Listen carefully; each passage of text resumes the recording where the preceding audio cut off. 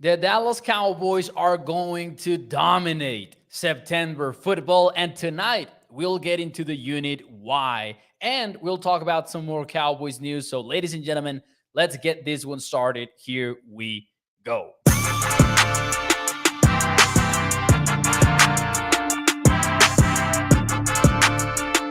What is up, everyone, and welcome into A to Z Sports Dallas Prime Time. I am your host, Mauricio Rodriguez, streaming with you live every Sunday through Thursday night at 8 to Z Sports Dallas Prime Time. Of course, you know it already.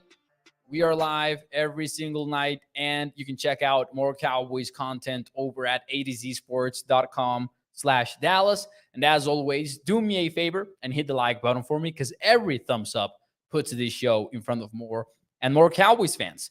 You know what I'm excited about? It is tonight. It is August the 31st, if you're watching this live, but it already feels like September. Of course, we are one day away from it, but it is a Thursday night. And you know what I was doing once I had the show prepped and once I was done with work until 8 p.m. Central?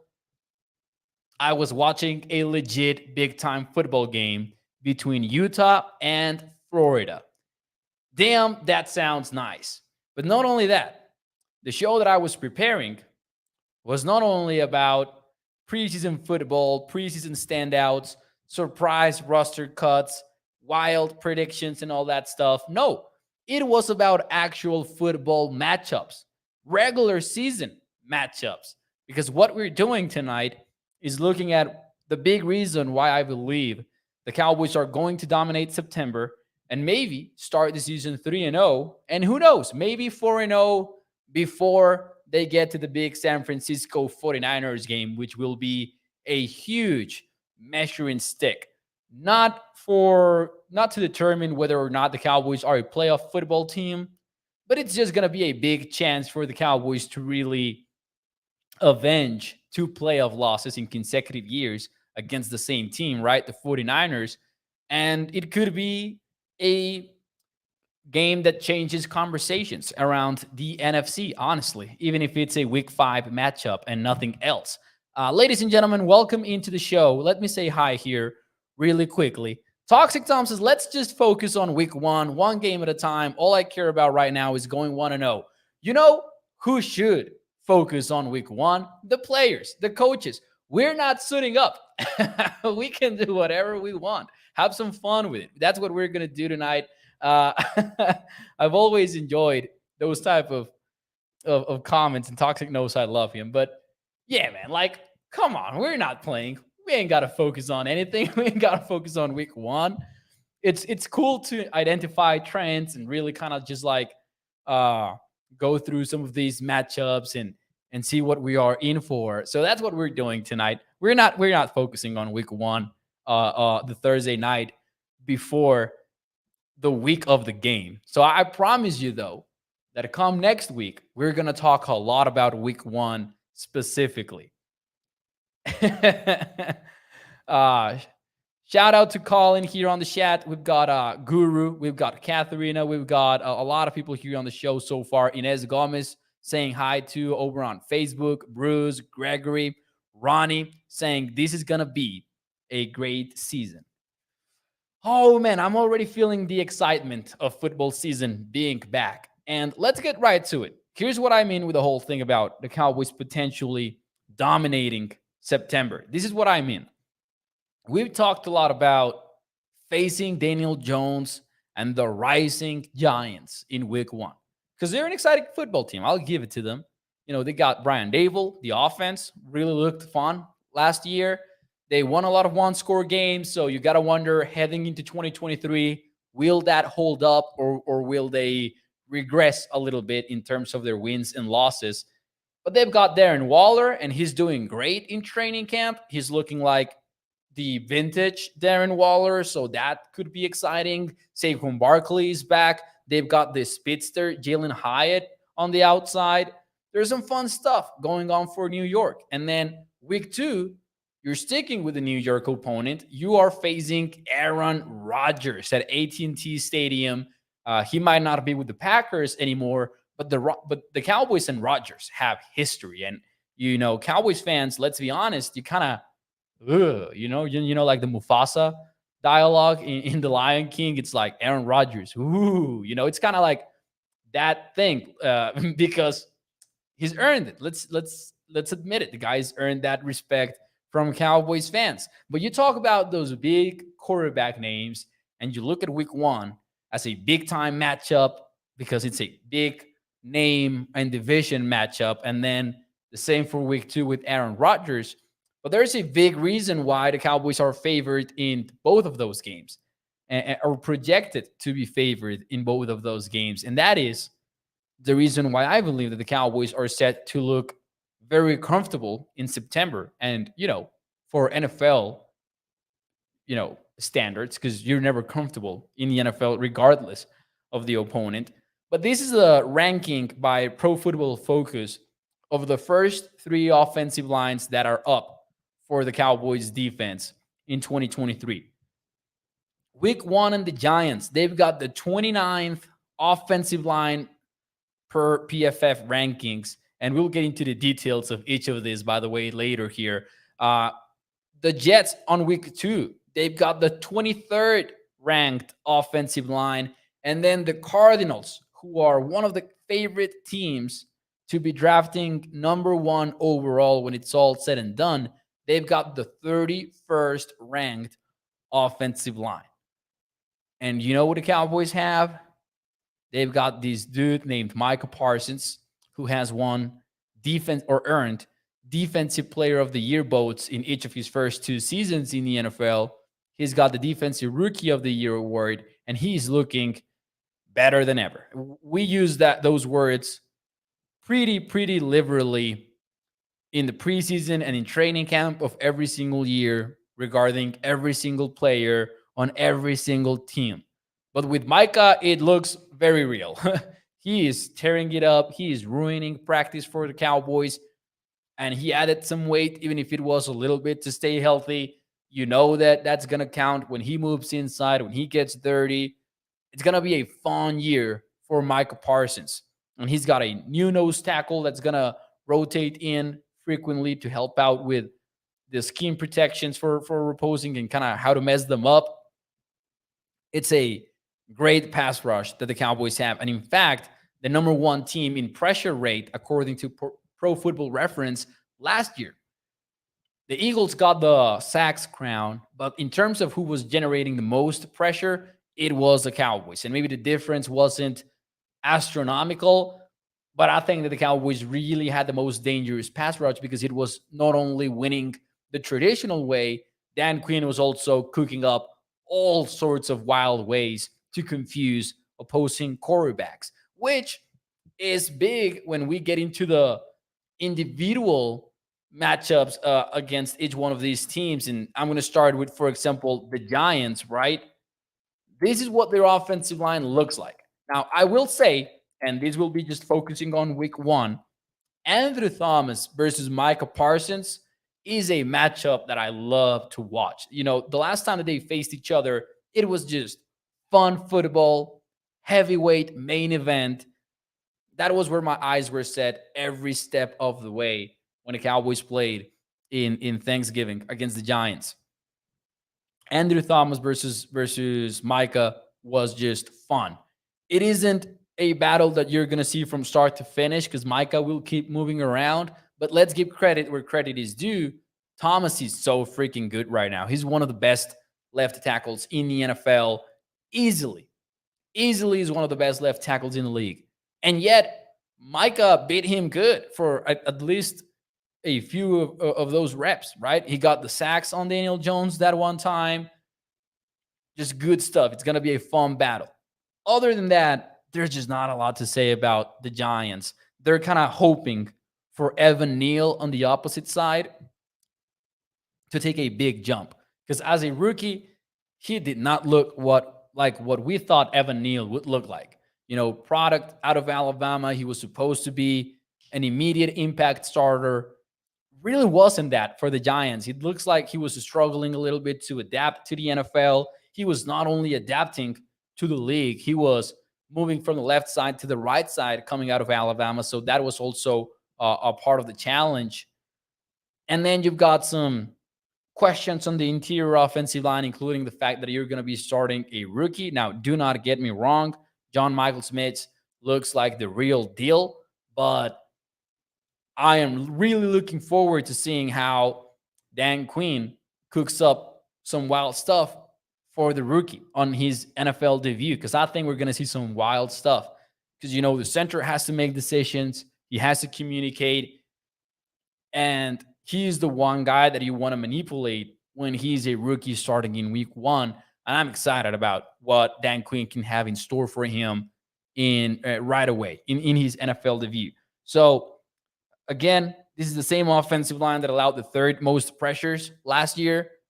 Big advantage for the Cowboys there, because we've been talking a lot about how the Giants have improved, about how Daniel Jones is trending in the right direction. I don't know what Daniel Jones' future is going to look like in the NFL, but he did progress in 2022. There's no question about that.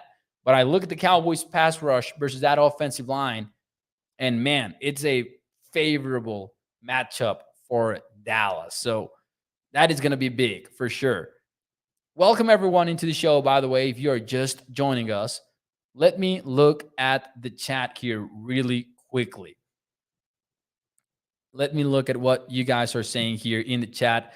This is a good question from Colin, and I'm not gonna lie, I swore when I was preparing the show, I swore like I should write down where the Cowboys are ranked at by PFF, because somebody's gonna ask, and then I forgot. I do remember that it's top 10. I want to say they're sixth in the PFF initial offensive line rankings.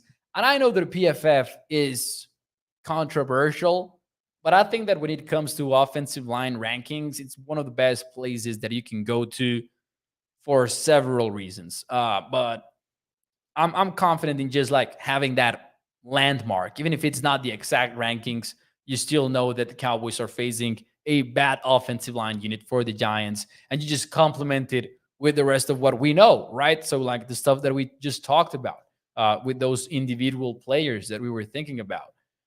Now, but Buddha X Files, excuse me, says Jets going to play us very tough. And Toxic Tom says Quentin Williams is going to be a problem, and that is going to be a problem for the offensive line for sure. 13-4 says Eric Lee. He's already tossing the win-loss record in the chat. I love it. Calvin Jefferson says we have to put 14 on them in the first quarter. No slow starts. Now, you guys already mentioned the Giants, so let's get the Jets, excuse me. Let's get to that too, because it's also one of the worst offensive lines in the NFL. But this one might be, I agree, one of the toughest opponents right away for several reasons. But let's talk about the offensive line first. Man, Mekhi Becton, is this finally the year for the right tackle? The Cowboys are going to face this offensive line in week 2. And you're going to have Micah, Lawrence, and DeMarcus, and Marcus. What am I doing? You're going to have Micah, Sam Williams, DeMarcus Lawrence, and then, the whole entire rotation for the Cowboys with Armstrong and Fowler and everything. They're going to be facing one tackle that has been hurt for 2 years, and that's Mekhi Becton. Unproven. This is supposed to finally be his year, but we'll see. He's going to be the right tackle for the Jets. Now, the left tackle is going to be 40 years old. I'm talking about Dwayne Brown. And we had a similar conversation when the Cowboys signed Jason Peters last year, when all that you could say about Jason Peters was, oh, he's old now. And that was like the knock on him. It wasn't he's old and it shows. It was just he's old, period. With Dwayne Brown, I think you're starting to see it. I think you're starting to see a left tackle that is not anywhere close to being one of the best in the league. We know his name. He's been around for a while, of course, but you look at his numbers, you look at the tape, and he is a player that is not going to be looked at as a perfect blindside protector for Aaron Rodgers. So the Jets are honestly somewhat weak at tackle. You could argue that Connor McGovern, and no, not that Connor McGovern, the other one, right guard, Elijah Vera Tucker. Those guys are going to be solid options on the inside. They might give the Cowboys some trouble there, but this is not a good offensive line that the Jets have. And the hype for the Jets has been sky high this offseason because of Aaron Rodgers and the defense, because the defense is fantastic. But man, it's not going to be easy for the Jets with that offensive line. Counterpoint, though, it's Aaron Rodgers, gets rid of the football very quickly. They're going to be prepared for it. So it's going to be a game where the Cowboys do need to get ahead pretty quickly. So suddenly, quick throws and quick game is not going to cut it for Aaron Rodgers and company. It's a very intriguing game because the Jets defense is totally real. It's one of those games where the way I see it is, okay, the Giants are solid, etc., but the secondary really is not. I think that the Jets is going to be a perfect game to really perceive what difference Brandon Cooks makes on the offense, right? Because you've got Sauce Gardner, you've got one of the best cornerback units in the NFL. And last year, it could have been just take away CD Lamb and the Cowboys offense is going to crumble. Now, though, you've got Brandon Cooks, you've got a healthy Michael Gallup. It should be a fun game, and it should really be a gauge as to how the Cowboys offense can perform against an elite level defense. So I'm very excited about that game. And this also impacts the pass rush, which is basically the main topic of tonight's show, because if the Cowboys offense cannot get it going early and they cannot get ahead on the scoreboard, then the Cowboys defense is not going to be able to pin its ears back and get after Aaron Rodgers, because they're also going to be concerned about the run, which is supposed to be very good. They also traded for Dalvin Cook, signed Dalvin Cook to really double down, even if he's not running back one for the Jets. It should be a fun game. It really should, and we're excited about that one. Let's see what you guys have to say, though, in the chat. Let's see here. Last time since Toxic Tom that the Jets won the Super Bowl, we still had not landed on the moon. Man, the Jets, and you know, it's tough. Justin says, Jets fans will be big mad after week 2. It's a rough start for the Jets. Like, it's a bad slate for them. They really, and, other side of the picture is they could be okay. They could win the division. They could do all of that, but they could be done by week 8. Like, the Jets could miss the playoffs, even with Aaron Rodgers, even with all of the hype. Tough to know, really, because there's a lot of moving pieces for them. Is Mekhi Becton taking that step forward? Is Aaron Rodgers really settling in quickly? Is the defense going to hold up, or is it going to be a victim to defensive regression, which is fairly common in the NFL? And it's a rough slate of games for them early in the year.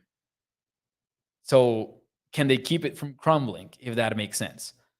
And it's like, and obviously this has to do with the slate of games that they face, but you're playing the same division as the Buffalo Bills and the Miami Dolphins. And the Dolphins, now those are real, man.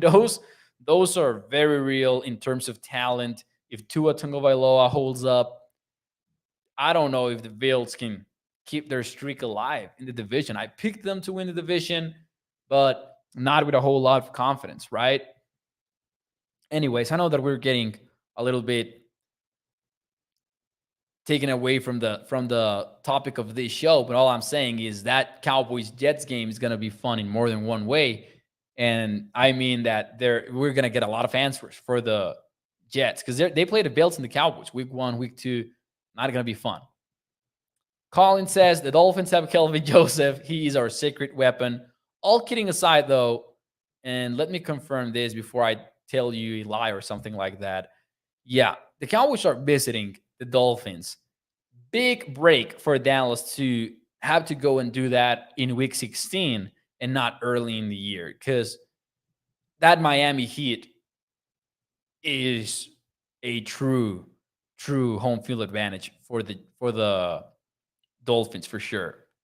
Steve Scoggins, I appreciate you. He says, I love your channel. I look for you to get 100,000 subs soon. Dallas Cowboys for life. You are the best. I appreciate it, Steve. And hey, it is fun to be a part of such a team. We've got Skywalker still in the mornings, you get me at night, but then there's also a whole lot of other people working on the graphics, working on a lot of stuff. It's pretty fun to have that. And I am very appreciative of the entire ADC Sports Dallas team. And that's only talking about the YouTube channel. The ADC Sports team as a whole, man, I'm just, it's changed my life. I really love being a part of ADC Sports. So I appreciate that comment. I just want to shout out everybody else that is involved. So that's week one. That is week two. And then pull out the sad music because, man, the Cowboys are playing the Cardinals in week three. That is such a bad situation, man, in the NFL right now. Now, how can I tell you this?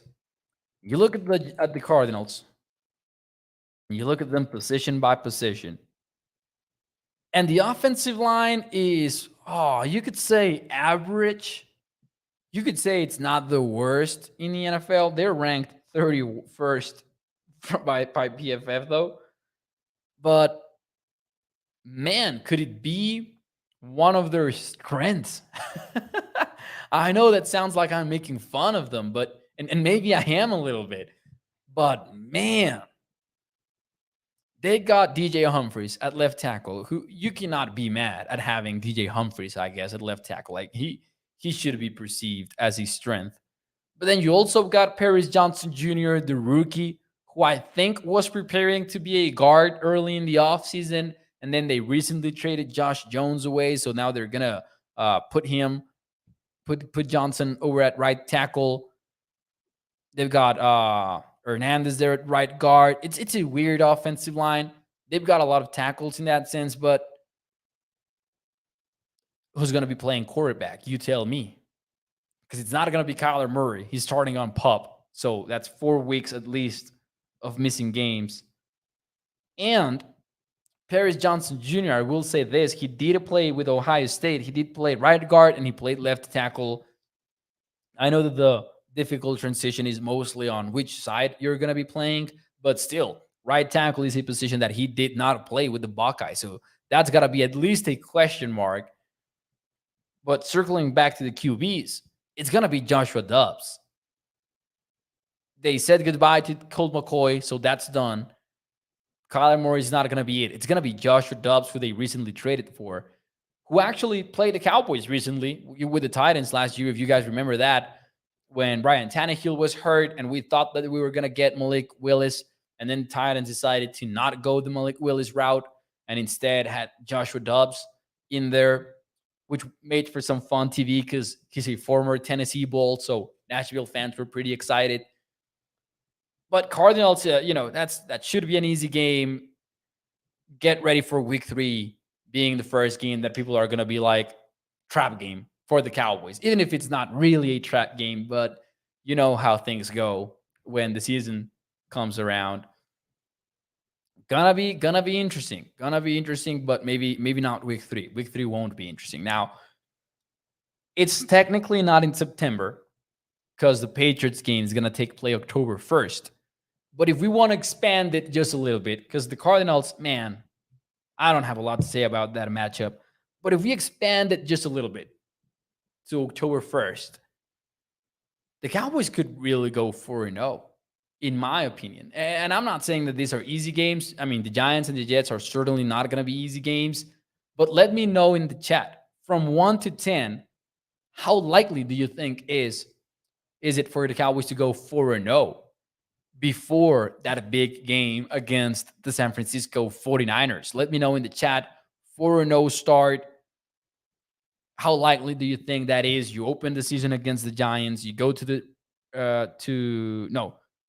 you host, Aaron Rodgers and the Jets in week 2, and then you play the Cardinals, and then you play the New England Patriots. From 1 to 10, how confident are you in maybe starting 4-0 before the 49ers game? And let me just talk very quickly about the Patriots while you give me your answers. Offensive tackle is an issue for them. They've got some good stuff going on the inside. They got Devin Andrews, who, in my opinion, is a very good center. Is it Devin Andrews? Am I confusing the name with somebody else? Or is it James Andrews? Now I'm starting to second guess myself there, but we can put a pin on it. They've got Andrews. I remember the center. And then they got Cole Strange, who everyone made fun of when they drafted him, but then turned out to be a pretty decent rookie for them last year. But they've got maybe Calvin Anderson starting at right tackle by then. Maybe it's somebody else because they don't even know who's going to be their right tackle at this point. It's not going to be a fun offensive line. And Mac Jones is going to be playing quarterback. And I don't want to hate on Mac Jones, but he's far from being the Aaron Rodgers that the Cowboys are facing in week 2, right? So from 1 to 10, how confident are you, or how likely do you think it is for them to go 4-0? Tom and I want 5 says 5. Gregory says 10. Sonny goes with 9. Justin D with the 10. Katharina goes with the 9. Mark Andrew with the 7, Noel with the 8, Inez with the 10. What else do we have here? Jerma with the 7.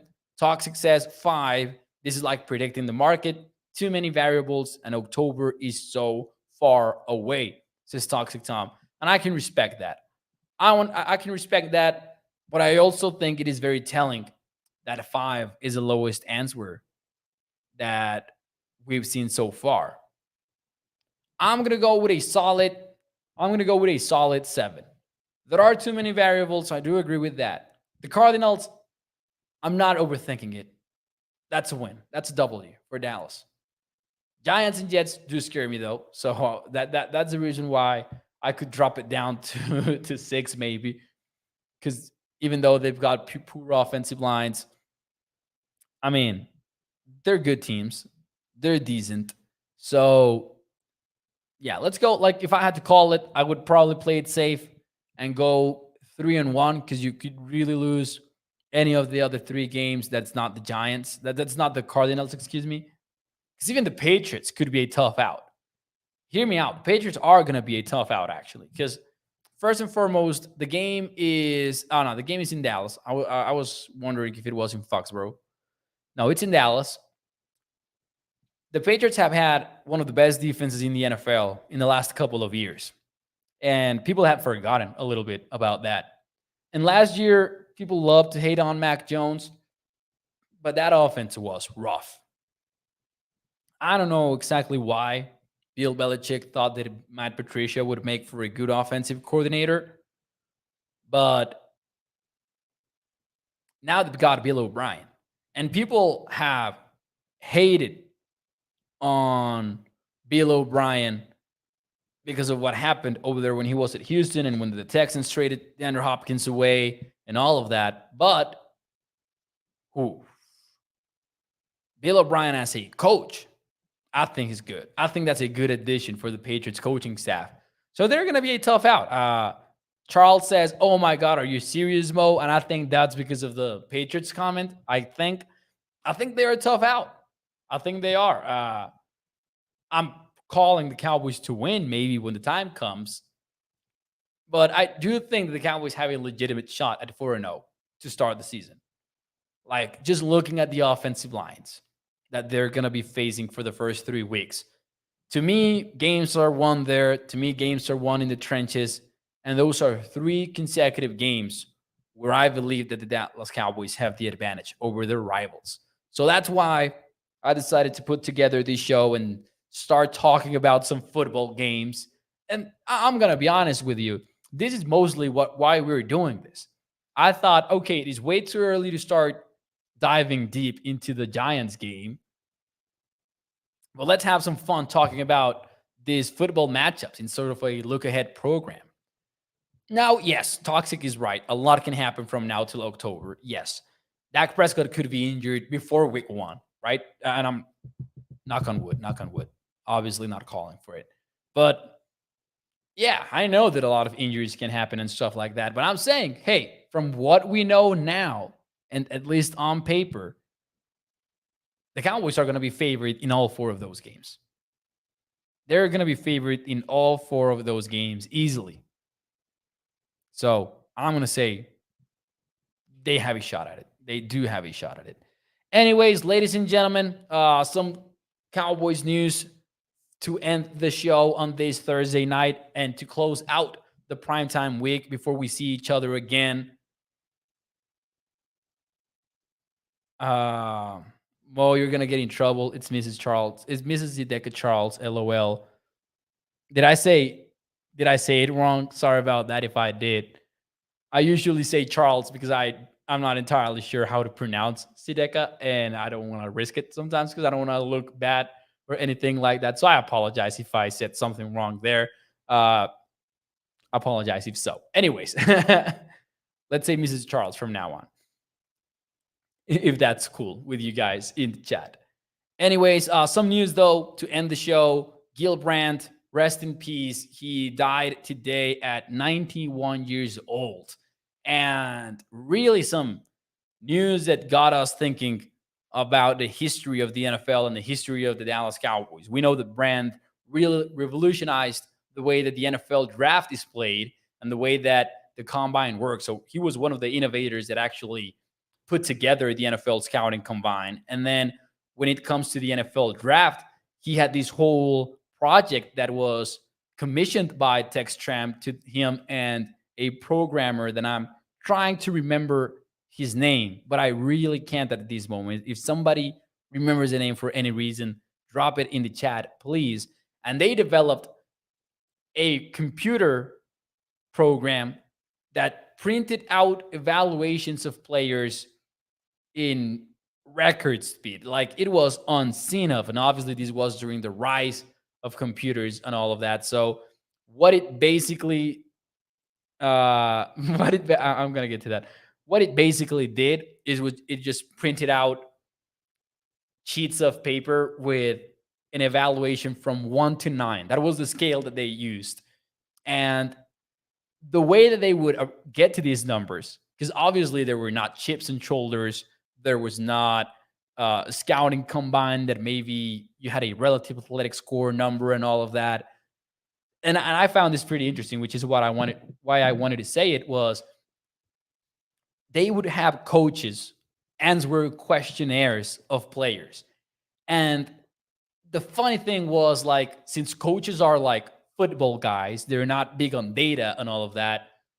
The way that Gil Brandt made it work with the Genius programmer was the questionnaire was filled of coaches' phrasings or coaches' quotes. Like, this player is quicker than a cat. From 1 to 9, how much do you agree on that? And it was kind of like this old school way of diving into technology where you could clearly see that maybe that was not super objective right now in 2023, but at the time it was so revolutionary because you would have scouts and coaches really fill out those questionnaires pretty quickly, and then you had many like hundreds of scouting reports more than you would have in the past. So that's part of Gil Brandt's legacy. Obviously, we know that things have changed so much since then. I know there's a controversy in which Gil Brandt was involved when Dwayne Haskins tragically passed away, and he had some very unfortunate comments on radio. There's no way of defending what he said that day, right? But I think that his legacy is still pretty huge, and it's obviously sad news. 91 years old, Gil Brandt. Noel asked if he was in the Hall of Fame. He was in the Hall of Fame. He was inducted pretty recently, I think, relatively. I don't remember exactly when, but I remember that it was recent.